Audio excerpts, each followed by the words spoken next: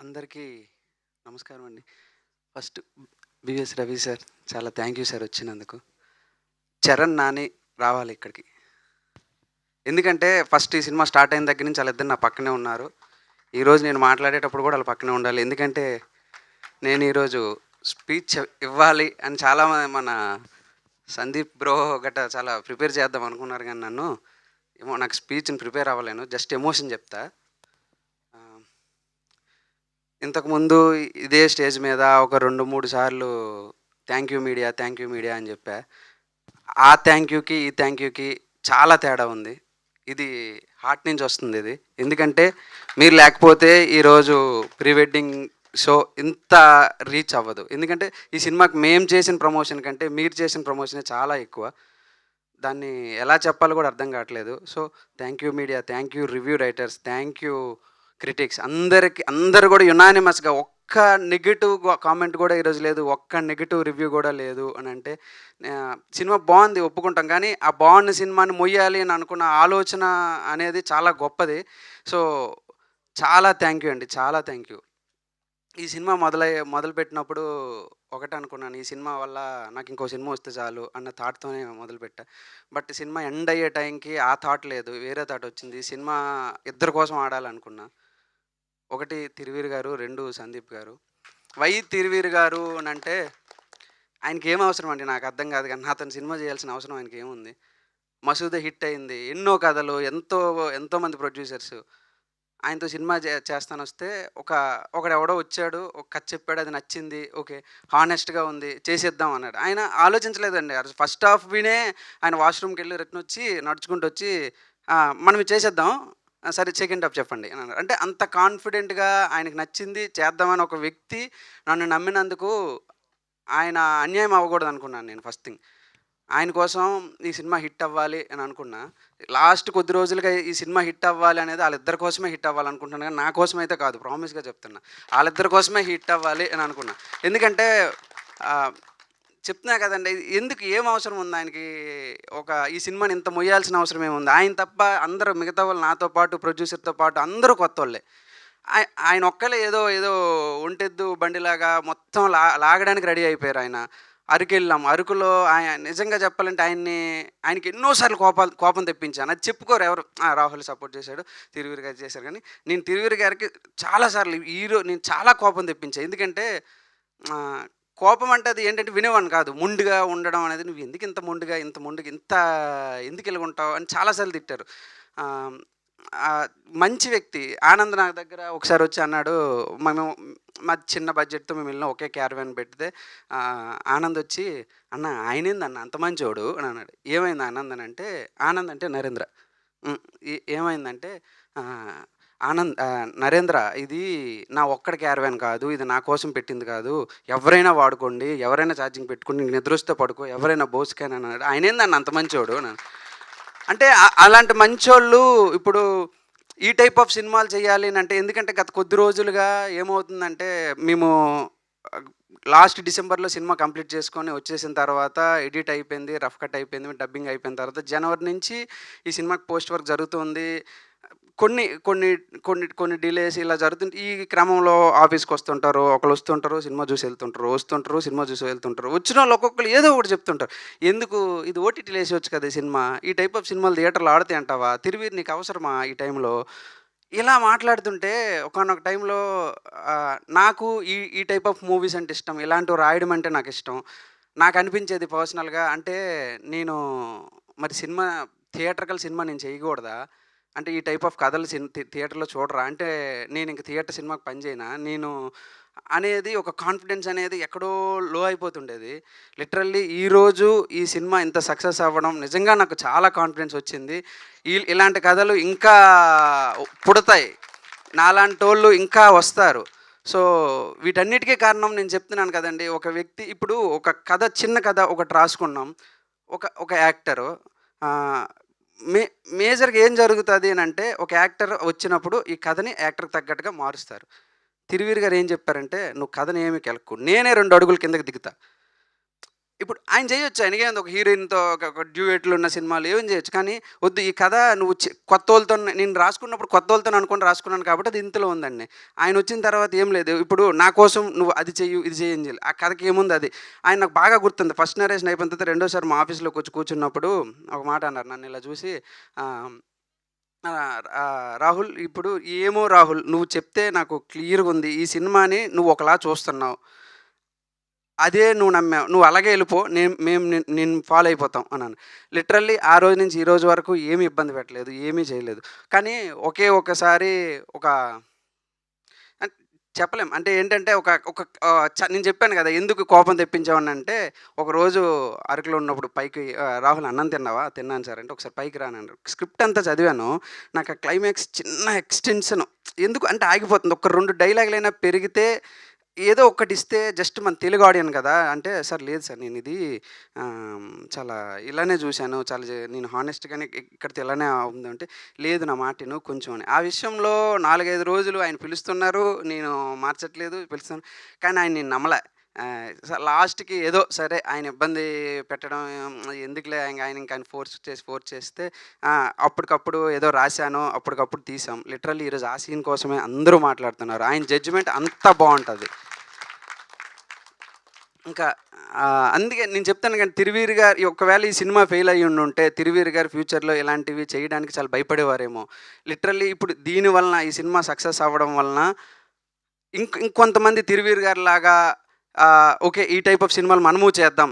అంటే ఇప్పుడు ఈ కథల్ని కొంచెం పెద్ద యాక్టర్లు చేస్తే ఇంకొంచెం రీచ్ ఉంటది కదండీ. అందరూ ఇలాంటి కథల్ని అన్ని చిన్నోళ్ళు చేస్తేనే ఆగిపోవడం. కొంచెం పెద్దోళ్ళు ఒక 2 అడుగులు దిగి చేస్తే తప్పేముంటది.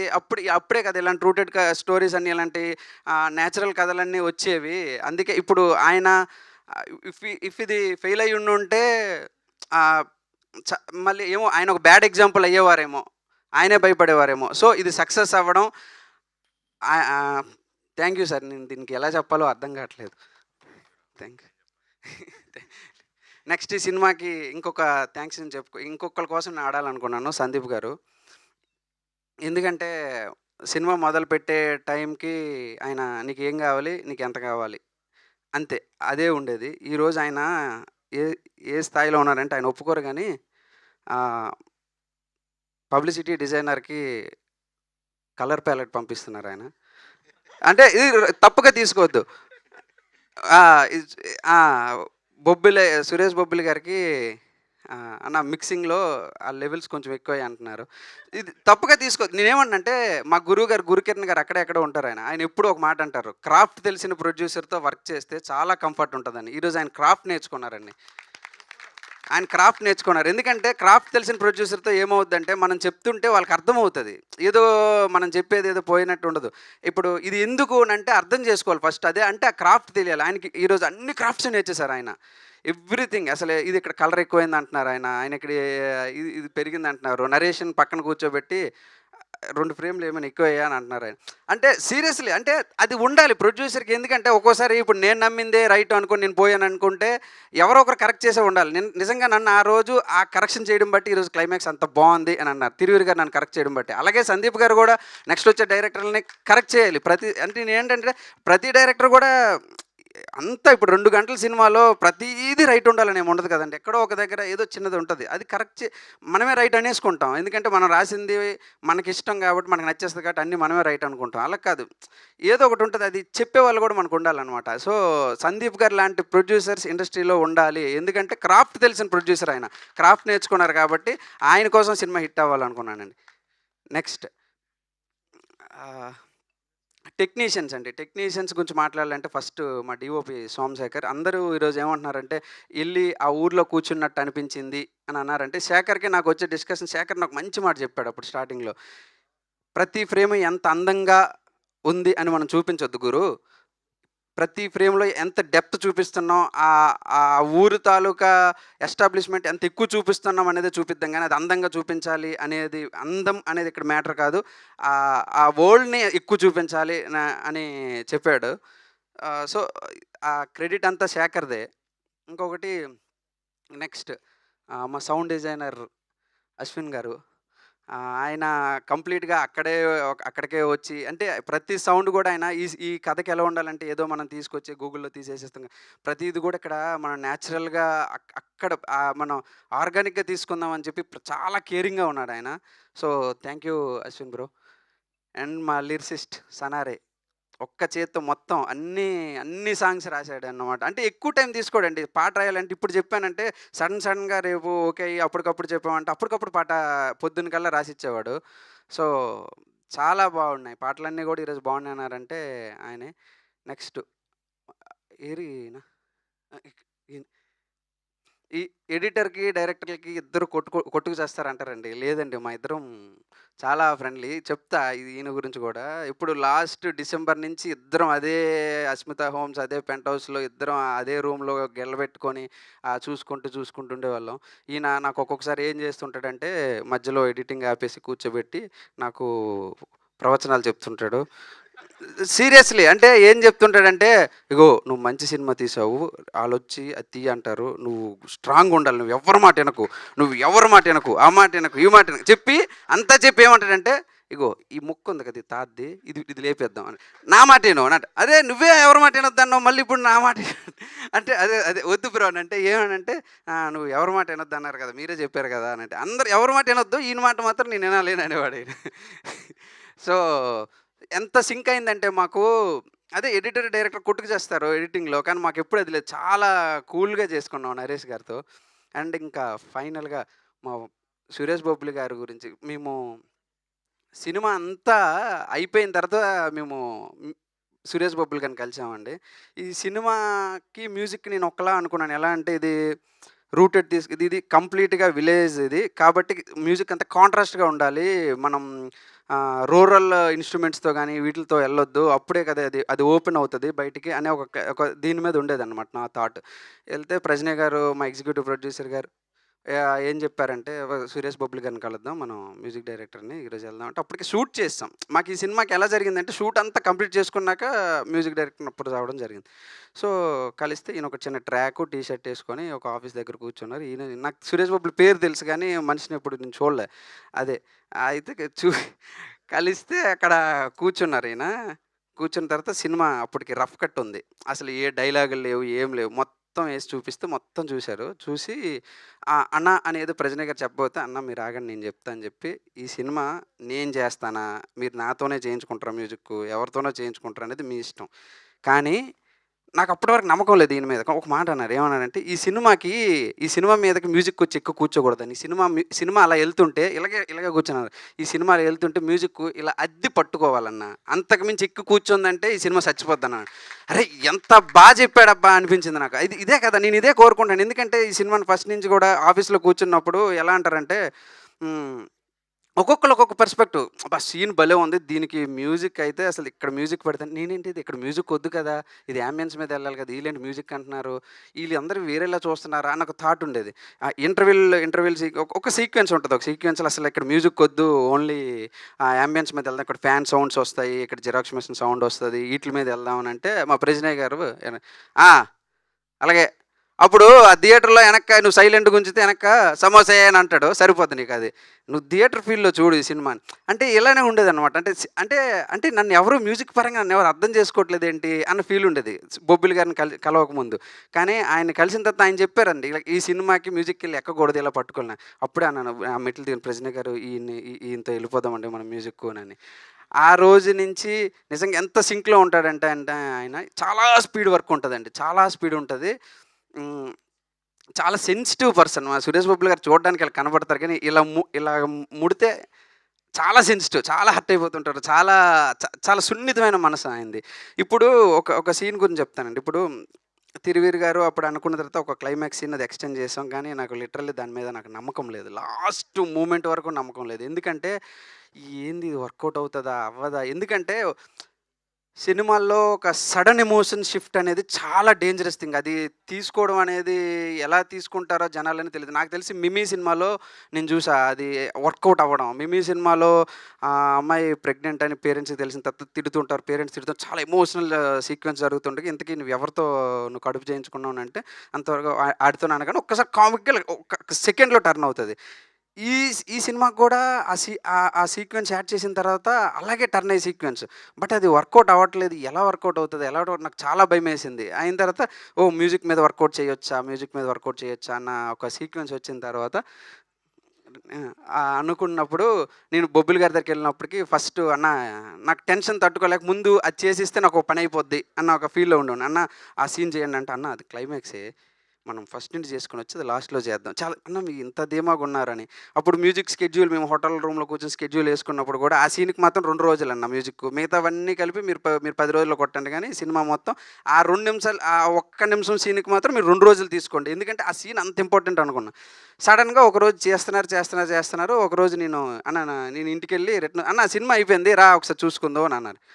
అన్న అది చేసేసారంటే "చేసేసానన్నా" అని అన్నారు.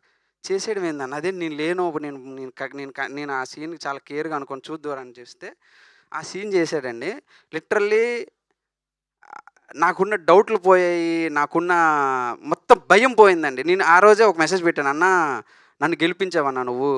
ఎందుకంటే నా చేతుల్లో లేనిదది. ఎందుకంటే ఒక డైరెక్టర్ చేసాడు అని అనడానికి ఏం లేదది. ఆ సీన్‌కి ఎందుకంటే సడెన్ షిఫ్టింగ్ చేయాలంటే ఆ మ్యూజిక్ కూడా అంతవరకు ఒక మ్యూజికొచ్చి ఇంకొక నెక్స్ట్ మారిపోయిందని అన్నా కూడా అదంత ఈజీ థింగ్ కాదు. బట్ ఆయన చేసాడు. మధ్యలో ఒక బ్రేక్ ఇస్తాడాయన. నేను అప్పుడు అందుకే ఇప్పుడు ఆయనతోని అదే అంటుంటాను. అన్న మ్యూజిక్ మీరు మీరు కంపోజ్ చేయడం కాదన్న. మీరు రియల్ మ్యూజిక్ డైరెక్టర్. ఎందుకంటే మ్యూజిక్‌ని ఎక్కడ ఆపాలి, ఎక్కడ లేపాలి అని తెలియాలి ప్రాపర్‌గా. అసలు బాగా అసలు ఎంత అంటే ఆ సీన్‌ని ఈరోజు లేచింది అంటే లిటరల్లీ ఆ క్రెడిట్ అంతా ఒకటి ఆ సీన్‌ని పెట్టాలి. అలాంటి సీన్ ఉండాలి అని నాతో రాయించి చేయించిన 'తిరువీరు' గారికి సగమైతే, దానికి మ్యూజిక్ చేసి ఆ సీన్ లేపిన మా బొబ్బిలి అన్నది సగం క్రెడిట్. అందులో నాకు ఎటువంటిది లేదు. జీరో అంతే. ఇంకా రిమైనింగ్ ఇంకెవరి పేరు మర్చిపోయినా నన్ను క్షమించండి. అండ్ ఆ! లేదు. ఆ! ఇంకొక ఇద్దరు వ్యక్తులుంటారండి మా కాస్ట్యూమ్ డిజైనర్స్. ఎంత పర్టిక్యులర్‌గా ఉంటారంటే ఆహ్, ఆ! ఆఫీస్‌లో ఒక కాస్ట్యూమ్ స్ డిజైనర్ అన్నారు. ఆ షార్ట్ సెలెక్ట్ చేసిన వ్యక్తి ఎవరు సార్? ఏ షర్ట్ అండి? ఈ రెడ్ షార్ట్. ఆవిడేనండి. 'ఆర్తి విన్నకోట' అని ఆవిడుంటారు. ఆవిడే సెలెక్ట్ చేశారు. ఎందుకంటే అది రెడ్ పెడదాం. ఎందుకంటే అది హైలైట్ అవ్వాలి. అది రెడ్ పెడదాం అని చెప్పి వాళ్ళే చేశారు. ప్రియాంక గారు వాళ్ళిద్దరూ కాస్ట్యూమ్ డిజైనర్స్. ఇప్పుడు ఎలా అంటే షూట్‌లో వచ్చాక నన్ను చాలా భయపెట్టేవారండి. ఎందుకంటే హ్మ్. ఆఫీస్‌లో మేము కూర్చున్నప్పుడు ప్రీ ప్రొడక్షన్‌లో ఒక కలర్ అనుకోని ఎందుకంటే వాళ్ళు బ్యాక్‌గ్రౌండ్ కలర్ బట్టి ఈ కలర్ కాస్ట్యూమ్ తీసుకునేవారు. సడెన్‌గా ఎళ్ళేటప్పటికి ఒక్కొక్కసారి లొకేషన్ చేంజ్ ఏమైనా బ్యాక్‌గ్రౌండ్‌లో పెయింట్ గాని ఏమైనా మారిందంటే షూట్ ఆపండి అనేవారు. షూట్ ఆపడం ఏంది నాకు అర్థం కావట్లేదంటే షూట్ ఆపండి. మీరు బ్యాక్‌గ్రౌండ్ అదెందుకేశారు అది? దాన్ని బట్టి ఇప్పుడు మేము మరి ఆ మాత్రం దానికి ఆఫీస్‌లో ఇంత వర్క్ ఎందుకు చేయడం? అదేదో ముందే చెప్తే మేము ఎక్కడో ఒక దగ్గర అమీర్పేటలో బట్టలు కొనుక్కొని వచ్చేసేవాళ్ళం కదా! సో, ఇంత పర్టిక్యులర్‌గా ఉండేవారనమాట. అందరూ టెక్నీషియన్స్ గూడా చాలా పర్టిక్యులర్‌గా ఉండబట్టి ఈ సినిమాని చాలా ప్రేమించబట్టి ఈ సినిమా ఇంత బాగొచ్చింది. ఇది రాహుల్ ఒక్కడే తీశాడు. రాహుల్‌దనేది కాదు. ప్రతి ఒక్కళ్ళు అందరూ కలిస్తేనే ఇది జరిగింది. ఎందుకంటే అందరు టెక్నీషియన్స్ సీరియస్‌గా ఫ్రాంక్‌గా చెప్పాలంటే వాళ్ళ పని వాళ్ళు చేసి పక్కోళ్ళ పనులు గూడా ఎళ్ళిపెట్టేసేవారు. సో, అది మేనేజ్ చేయడానికి చాలా నాకు కలిగింది నాకు. ఎందుకంటే ఈ వీళ్ళ పని అయిన తర్వాత ఒకసారి ఆళ్ళ మ్యూజిక్ చూడు అది ఏదైనా అని అనేవాడు ఈయన. ఆయన అయిన తర్వాత ఆయన అనేవాడు ఈ ఎడిటింగ్‌లో ఇదేదో అని అనేవాడు. ఇంకొక ఆయనేమో ఇది కలర్ గ్రేడింగ్ అనేవాడు. అంటే వీళ్ళు పనులు ఈళ్ళు చేసేసి ఎడిషనల్‌గా గూడా ఇది అందరూ కామెడీగానే తీసుకోండి. బట్ అది అంటే ఇంత ప్రేమించారన్నమాట సినిమాకి. ఏదో నా పని అయిపోయింది నేను పోయాను అనేటట్లు కాకుండా. సో, అందరికీ చాలా థాంక్ యూ పేరు పేరున. అండ్ మా చరణ్, నేను లాస్ట్ టైమ్ గూడా చెప్పాను. ఫస్ట్ నుంచి గూడా ఆ రోజు నుంచి మహేష్ ఉంటాడు కానీ మహేష్ లేడు ఈరోజు రాలేదు. హ్మ్. కంప్లీట్‌గా సంవత్సరం నుంచి గూడా నాతోనే ఉన్నారు. దేనికి ఏ ఈ ఇంక మొన్న లేటెస్ట్‌గా ఒక సినిమాకి రండి వర్క్ చేయడానికన్నా సరే, లేదు మా బావ సినిమా కంప్లీట్ అయ్యి హిట్ చేసినంత వరకు నేను రాను అని అన్నాడు చరణ్. సో, ఓహ్, నానికి, చరణ్‌కి నిజంగా నేను మళ్ళీ చెప్తున్నా వీళ్ళు డైరెక్టర్‌లయ్యాక ఆళ్ళ సినిమాలకి ఆళ్ళెంత కష్టపడతారో తెలీదు గానీ, ఈ సినిమాకి మాత్రం అంతకంటే ఎక్కువే కష్టపడ్డారు. 100% ఇంత కష్టమైతే వాళ్ళ సినిమాలకైతే ఆళ్ళు పడరు. 100% చెప్పగలనిది. హ్మ్. Thank you. థ్యాంక్ యూ బావ. కొట్టాం. మాట్లాడతానన్నారు ఈళ్ళు. మాట్లాడు. చెప్పు. ఫస్టు మా బావకి థ్యాంక్ యూ. హిట్ కొట్టేసాము. అండ్ మా ప్రొడ్యూసర్ గారు థ్యాంక్ యూ సార్. తిరువీరన్న థ్యాంక్ యూ అన్న. ఫస్ట్ స్క్రిప్ట్ చెప్తాడేమో అని ఆఫీస్కి వచ్చా, బౌండరీ ఇచ్చి పైకి వెళ్ళి చదువుకొచ్చే బావ అన్నాడు. ఓరి అమ్మ ఇవాళ ఫస్ట్ హాఫ్ సెకండ్ హాఫ్ రేపు చదువుదాం అనుకున్నా. 2 అవర్స్లో కిందకు వచ్చేసా. స్క్రిప్ట్ ఇచ్చేసి అదిరిపోయింది బావ, కొట్టేసాం అక్కడ అనుకున్నాం. ఈరోజు సినిమా 1 hour 56 minutes, లేపింది ఓన్లీ 4 minutes. అంత పర్ఫెక్ట్గా తీసాడు సినిమా. సూపర్ బా. మా మా బావ అసలు కంప్లీట్గా అసలు ఇల్లు మర్చిపోయాడు. ఒక 1 month నుంచి సారథి స్టూడియోస్ ఇల్లు అనుకుంటాడు. మేబీ ఇప్పుడు ఇల్లాక కూడా తిన్న బండి వేసుకొని సారథి స్టూడియోస్కి వెళ్ళిపోతామేమో ఉంది. ఒక్కటి నాకు లోటు ఉండిపోయింది. సినిమా అంత హిట్ అయింది, అందరూ నాకు ఫోన్లు చేస్తున్నారు, చాలామంది నాకు థ్యాంక్స్ చెప్తున్నారు. కానీ మా తిరువీరు గారు మాత్రం ఇంతవరకు అసలు ఏంది అసలు అది ఏంటో కూడా నాతో షేర్ చేసుకోలేదు ఒకటి కూడా. సినిమా కంప్లీట్ అయిపోయినప్పుడు మాత్రం యారాడ బీచ్లో నా దగ్గరకు వచ్చి ఈ జనరల్గా ఇలాగే పట్టుకొని సినిమా కంప్లీట్ చేయడమే చాలా గొప్ప రాహుల్, ఈ రోజుల్లో ఇలాంటి చిన్న సినిమాలు కంప్లీట్ అవ్వడమే చాలా గొప్ప, నువ్వు కంప్లీట్ చేసావు, వెరీ గుడ్ అని అన్నారు. కానీ ఈ సినిమా హిట్ అయిన తర్వాత మాత్రం నా దగ్గరికి ఏంటి సార్ ఇది ఇంకొక మాట ఇవ్వాలి. ఆయన ఇప్పుడు కొంచెం బిజీగా ఉన్నారు. ఒక 2-3 ఫిల్మ్స్ తర్వాత, అది అయిపోయిన తర్వాత అయితే నాకు పక్కాగా కథ చెప్పే మళ్ళీ అవకాశం ఆయన ఇవ్వాలి. అది కూడా రికార్డ్, అది కూడా సందీప్ గారి ప్రొడక్షనే, అది 7 PM మళ్ళీ ఈ కాంబినేషన్లో ఇదే టెక్నీషియన్స్తో మా అందరం కలిపి ఇంకొక సినిమా చేయాలి, 100% ఇలాంటి సినిమా చేయాలని చెప్పేసి మనస్ఫూర్తిగా కోరుకుంటున్నాను. థ్యాంక్ యూ అండి. ఇంకొకే ఒక వ్యక్తి గురించి చెప్పాలి, ఎప్పటి నుంచో చెప్దాం అనుకుంటున్నాను, ఇది ఆగిపోతుంది. జనరల్గా ఈరోజు ఈ స్టేజ్ మీద నిలబడాల్సింది నేను కాదండి. ఇది ఈ సినిమా కాదు, ఈ ప్లేస్లో వేరే సినిమా చేయాలి, ఇదే ప్రొడక్షన్ హౌస్ వేరే డైరెక్టర్తో చేయాలి. ఆయన మా గురువు గారు, గురుకిరణ్ గారు. కానీ ఆయన ఏమన్నారంటే, ఈరోజు నేను రెడీగా లేను అంటే, సందీప్ ప్రజనయ్ గారు, నేను ఎవరో తెలియదు సందీప్ గారికి ప్రజనయ్ గారికి. ఫస్ట్ వాళ్ళు వచ్చి, గురు ఒక సినిమా చేయి, నువ్వు మిమ్మల్ని సినిమా చేద్దాం అనుకున్న థాట్ వచ్చిందంటే ఫస్ట్ అప్రోచ్ అయింది నన్ను కాదండి, ఆయన అప్రోచ్ అయ్యారు. ఆయన మా గురువు గారు అనమాట. ఆయన అంటే నేను చేయలేనండి ఇప్పుడున్న నాకున్న కమిట్మెంట్స్కి దీనికి. ఆయన అసలు ఇంతవరకు ఒక సినిమా కూడా డైరెక్షన్ చేయలేదు. బట్ ఫస్ట్ టైం ఒక అవకాశం వస్తే, నాకు వద్దండి ఈ అవకాశం, నా శిష్యుడికి ఇవ్వండి, ఆల్రెడీ కథ రాసుకున్నాడని. ఏ గురువు ఉంటాడండి ఈ ప్రపంచంలో తను సక్సెస్ అవ్వకుండా తన శిష్యుని సక్సెస్ చేయాలనుకునే ఏ గురువు ఉంటాడండి? ఇది భయ్యా ఒకసారి రండి. ఏ గురువు అంటే ఎవరు ఉంటారండి? అంటే తను ఎదగకుండా తన శిష్యుణ్ణి ఎదగాలని కోరుకునే వాళ్ళు ఈ రోజులు నాకు తెలిసి ఎవ్వరు ఉండరేమో, ఈయన ఒక్కలేనేమో. థ్యాంక్ యూ భయ్యా. మీరు చెప్పండి ఈ సినిమా గురించి, ఎందుకంటే ఈయన ఈ సినిమా క్రియేటివ్ హెడ్ కూడా. ఈయన ఎలా అంటే ఎంత ఎటకారంగా అంటారంటే, వచ్చి కొన్ని 2 సీన్ల దగ్గర నేను కొంచెం గాబరపడితే పిలిచి ఏమన్నారంటే, ఈ సీన్ రాస్తున్నప్పుడు నీకు బాత్రూమ్ వచ్చిందా అని అన్నారు. ఏమండి అంటే, మరి ఎందుకు అంత తొందరపడ్డావు? ఇలాగే ఉంటుంది ప్రతిదీ, నన్ను కరెక్ట్ చేస్తారు టీచర్, ఈయన నా గురు అనమాట. అది ఒక 2 సీన్లో ఈయన కొంచెం ఇంప్రవైజ్ కూడా చేశారనమాట ఈ సినిమాలో. సో థ్యాంక్ యూ భయ్య. అసలు దీనికి చెప్పండి మీరు ఏదైనా. చాలా మాటలు వచ్చి రాహుల్. కంగ్రాచులేషన్స్ రాహుల్. ప్రజనయ్, థ్యాంక్ యూ ప్రజనయ్. సందీప్ సార్, తిరువురు గారు, చాలామంది దగ్గర నుంచి మీ దగ్గరికి వచ్చిన script, you made it yeah, congrats the team అండి. ఈ నెలకు ఒకే ఒక మాట చెప్పి దిగుతా. ఏ సినిమాకైనా డైరెక్టరే కెప్టెన్ ఆఫ్ ద షిప్ అంటారు. ఇది నేను ఓన్లీ డైరెక్షన్ చేసా. కెప్టెన్ ఒకరు ఉన్నారండి ఈ షిప్కి. సార్ రండి సార్, ఈయనే కెప్టెన్ అండి ఈ సినిమాకి. నేను జస్ట్ డైరెక్షన్ చేసా, కెప్టెన్ ఈయన. థ్యాంక్ యూ ప్రజనయ్ గారు, నన్ను నమ్మినందుకు. చాలా విషయాల్లో నాకు సపోర్టివ్గా ఈ రోజు వరకు కూడా నాకు ఎమోషనల్గా అవనివ్వండి, ఎక్కడ అవనివ్వండి, సినిమా పరంగా నాకు కంప్లీట్ సపోర్టివ్గా ఉన్నారు. ఆ రోజు నుంచి ఈ రోజు వరకు ఉన్నారు. సినిమాలో అందరం కూడా ఎక్కడో ఒక దగ్గర ఏదైనా, కానీ సంవత్సరం నుంచి ఈయనకి సినిమా తప్ప ఇంకొక పనే లేదు. ప్రీ వెడ్డింగ్ షూట్, అసలు ఈయన షూట్ టైంలో ఉన్నప్పుడు వీళ్ళ ఓన్ సిస్టర్ మ్యారేజ్ అయినా కూడా ఈయన వెళ్ళకుండా అక్కడే షూట్లోనే ఉన్నారు ఈయన. థ్యాంక్ యూ ప్రజనయ్ గారు, థ్యాంక్ యూ. మీరు ఇంత సీరియస్గా మాట్లాడుతుంటే వెనకాల తిరువీర్ గారు ఇంకా టీనా ఏం మాట్లాడుకుంటున్నారు తెలుసా? ఆవిడ అడిగింది రాహుల్ శ్రీనివాస్ అని ఎందుకు అని. నేను అన్నాడు త్రివిక్రమ్ శ్రీనివాస్ అంటే తెలుసు కానీ రాహుల్ శ్రీనివాస్.